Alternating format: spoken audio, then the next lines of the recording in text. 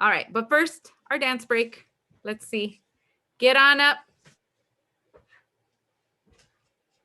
And you're welcome in advance. You're so welcome.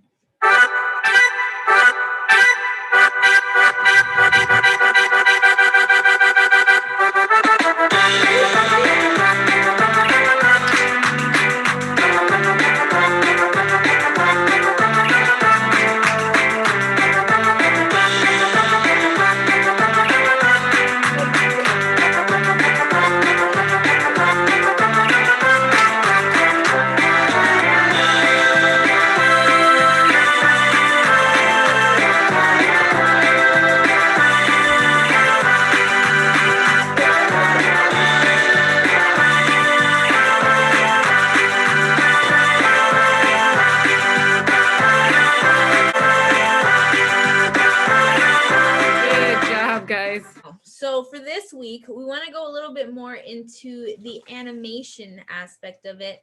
You know, illusion of the eyes, you know, sorry, those are watercolors. They're okay.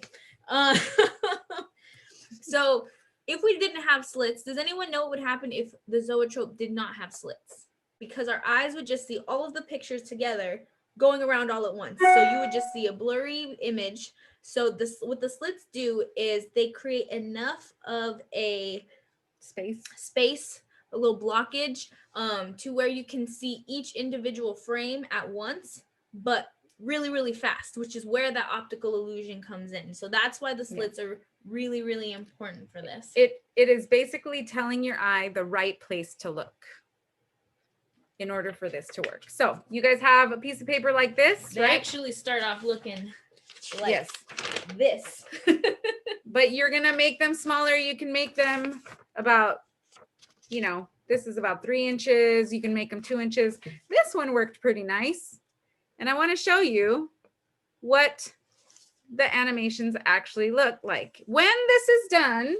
So I actually made 2 to show you guys, because, you know, we're scientists and this is a lot of trial and error, and Miss Cora and Miss Patty also don't get it right on the first try. So this was my first attempt. I don't know if you could see it, but it's very close by. Where's the camera? Well, I'm gonna put it this way. It's very close by, and as you can see, I made a sequence where it's an ornament bouncing, because we don't buy breakable ornaments in this house. We buy plastic ones that bounce. Because we have kids. Yep. So that's what my concept was. And because the paper didn't completely fit in my Zoetrope, I taped on a little bit extra to completely fit the circle in there. Yep.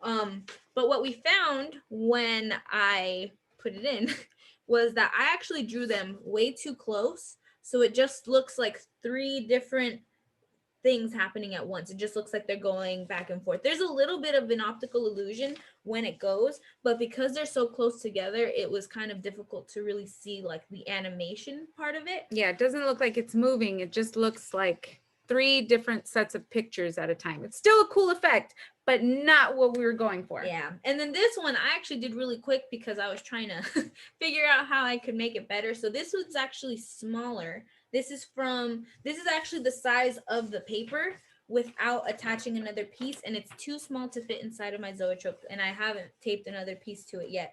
But what I did is I folded it in half a whole bunch of times to make perfectly even squares. I don't know if you can see. Yeah. And then I drew one picture in the middle of each box. And this one's not Christmassy at all. It's just not yet anyway. Yeah, not yet anyway. It's just a ball. But what we found with this one is, even though it had a big space in the actual animation, because it wasn't long enough, this one you can actually see the movement of the ball a little bit more. And upon our research, we found that some Zoetropes will make their animations like spaced out with each slit in the Zoetrope. But also, we also saw some that were like 10, what is it called? Panels. 10 frames. 10 frames each. So we want you guys to kind of have fun with that. See what might work for you all. Already seeing just some of your designs. These Zoetropes are all, very different, but also really interesting. And so maybe one way works for you that might not work on a different zoetrope. So definitely have fun with that. One thing that I would recommend is be careful, or maybe don't fold the paper, because you don't want, when we put our animations in the zoetrope, You want them to be flush to Yes. the black background. and we're not going to tape it inside because the zoetrope is reusable, but the Well, if you have scotch tape, you can scotch tape it to secure it while you're spinning it. Just don't use anything strong that will rip Yeah. this so that you can't make more animations. Now, a very important tip that we have to give you is keep it simple. Kiss. Yes, no. No, Keep it simple. I forgot about that. We're just gonna stick to KIS, okay? We're keep it simple. We love her. So yes, the more detail to your drawing, the first one, think about the fact that you have to draw that again, a little bit different, and again, a little bit different, and again. So the more detail you add to it, the more detail, the longer this process will be, which is why we started with a ball. That's very, very not detailed. But we can add detail to it later. We can add the little movement pictures. We can add the ornament hangers. We can color it. So you can add details, but keep the animation simple. We're gonna challenge you guys to make a holiday animation or a winter animation. So try to keep that theme. Let me see if I can share this picture with you guys.